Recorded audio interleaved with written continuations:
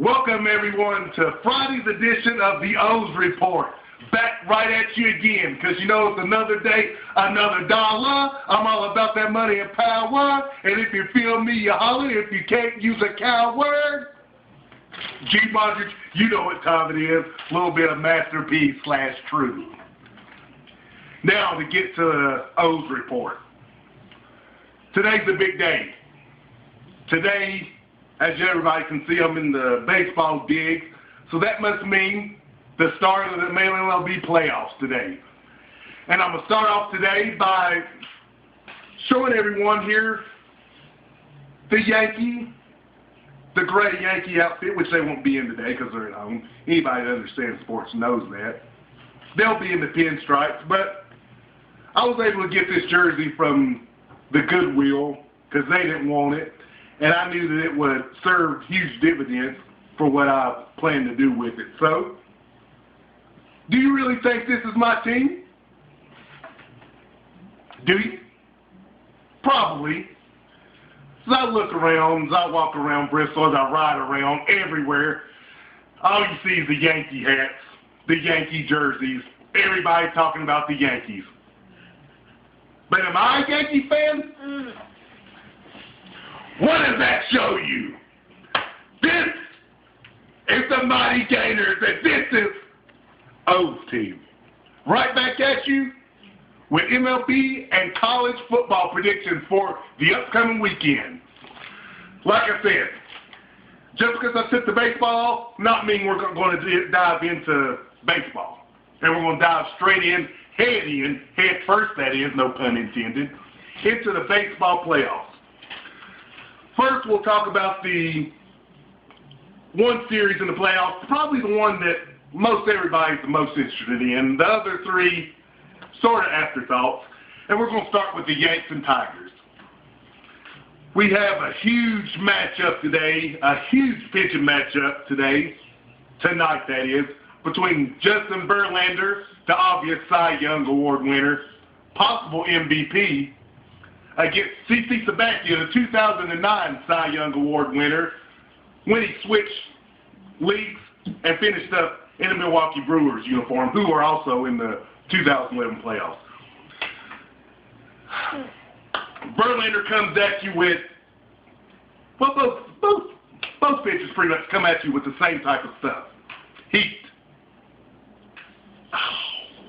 Heat.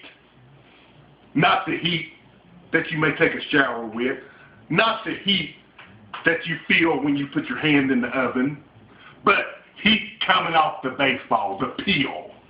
Both of these guys have a lot of heat.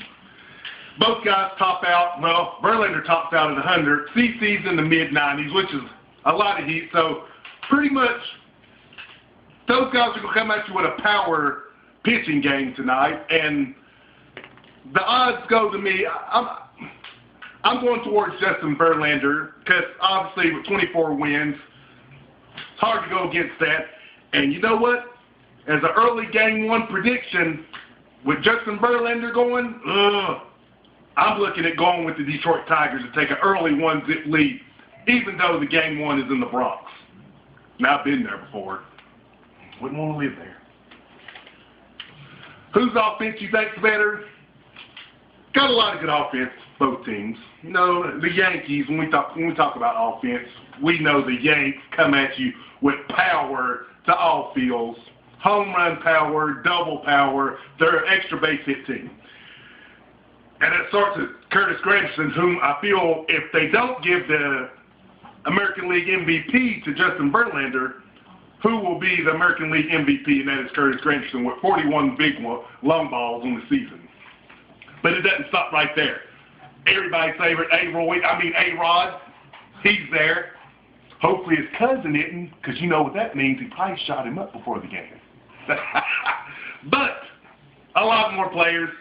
Teixeira, Swisher, a lot of good players. Then you switch to Detroit. Cabrera, if I'm not mistaken, he's hitting .419 against CC Sabathia, and he really has a lot of success. So I expect a few runs, but I expect it to be probably a 5-4 game. And like I told you earlier, Detroit gets the Game 1 nod from me. We'll switch it over to the game that starts in approximately around an hour today, and that's the game that starts off the MLB playoffs, and that is the Tampa Bay Rays and the last year's runner-up in the World Series, the Texas Rangers. A rematch from last year's ALDS. A lot of good notes coming into this game. Starting off with the Rays. Did they back their way in? Did they play their way in? You know, I think it's a mixture of both. Obviously, we had the biggest collapse in MLB history, as I spoke about last night. So, obviously, the choke sops done a big deal by letting the Tampa Bay Rays get in. But not to say they didn't play their way in, as down the stretch, I think they went 14-7. So, they're coming in hot. Are they the hottest team in the playoffs right now? If I had to put my money on it, I would say yeah. But who am I going to take for Game 1? Who would you take? Would you go with Tampa, the hottest team? Or would you go with the Texas Rangers with quite possibly my favorite player in Josh Hamilton? You know what? They're running momentum. Game 1 with a rookie pitcher on the mound. I think getting enough. Texas Rangers win the game today. As I spoke about yesterday, there's reasons to watch the O Report. Not for comedy, not for laughter, but to get a real perspective on how sports goes. And to get a perspective from someone that knows sports probably better than you. I'm just being real. I told you about Tito Francona yesterday, and I let everybody know that he had to go.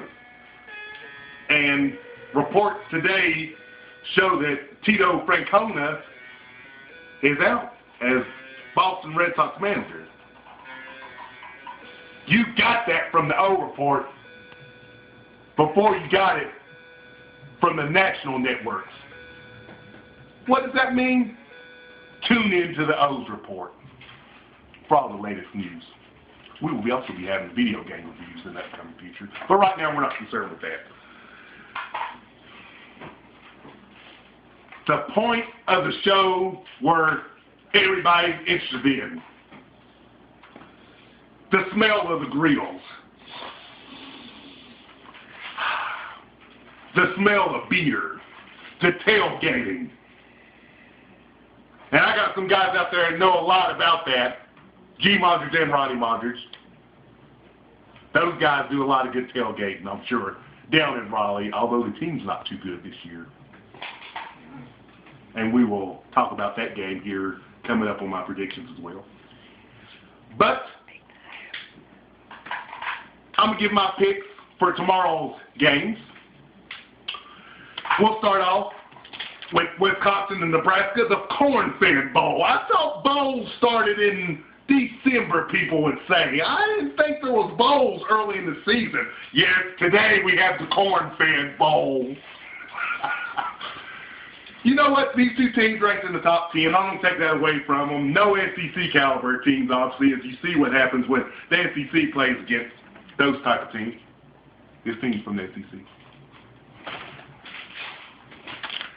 But to get back to it, a lot of good things for both teams.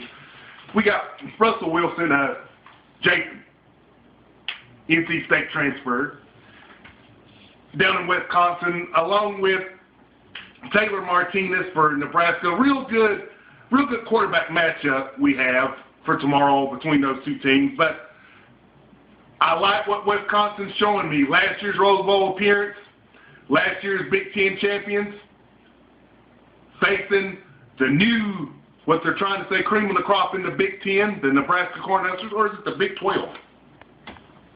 They're still called the Big Ten. My prediction, Wisconsin 31, Nebraska 20. The second game that I'm going to talk about, Texas A&M versus Arkansas. Cowgirl Stadium at Jerry's World. Big loss last week by both teams, as Arkansas was absolutely smashed last week, excuse me. And A&M blew a huge lead to Oklahoma State, their Big 12 rivals, which probably be the last time they played in conference, as Texas A&M moves to the SEC. I'm not partial to the SEC. My team comes out of it. But thinking about that, a lot of good receivers for Arkansas on that turf against a team that squandered a big lead last week to Oklahoma State. I'm going with the team out of the SEC, Arkansas, 24-20 in Jerry's World. Auburn, South Carolina. Auburn looking to bounce back from the tough loss to Clemson. South Carolina really looking to get things started. Not good right now. The old ball coach. Is he going to throw the visor? Is he going to pull the quarterback? Steven Garcia. Who knows? I'm going with the upset in Columbia. Auburn got some good running backs. I'm going Auburn 27-17. South Carolina's first loss of the season. Georgia Tech, NC State. I told you I was going to debate this game, Jason. Normally a game I wouldn't even talk about. But I'll discuss that game today. NC State struggling. Horrifying loss last Thursday night at Cincinnati. Doesn't look good for those guys. Maybe your bro-in-law needs to go back, give that team a little bit of swag on the defensive side of the football. But with the Georgia Tech running game, the option game, Paul Johnson's option game, I'm going with Georgia Tech 42-23. Baylor, Kansas State.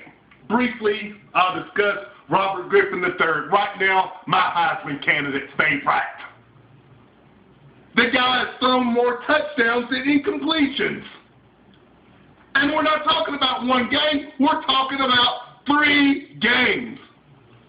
They may have even played in 4. I have to check. But they're 3-0 or 4-0. And the guy has thrown more TDs than interceptions. Incompletions. That's sick. That right there says enough. Baylor 56, K-State 35. Now, to get to the final 2 picks, the big games of the weekend.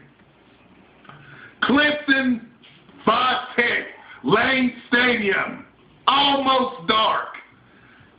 I talked about yesterday everything that both teams have, what both teams done. No reason to go into that. I'll let you know. Clemson invades Lane Stadium in Virginia. 19-17 win. The offense from Clemson will die down a little. They'll have just enough to get the job done in Lane Stadium. Now the big one. The big game of the weekend. The Florida Gators versus the Alabama Crimson Tide. You know where I'm going with this, right? Everybody knows where I'm probably going with this. I'm rocking the Gator digs. But why do you watch the O Report? So you can get knowledge that you don't have. So you can get knowledge from a guy that knows what's going on. That's why Alabama invades the swamp 20-13. Too much defense, not enough offense for us. Alabama gets it done. Thank you. And that's Friday's O Report.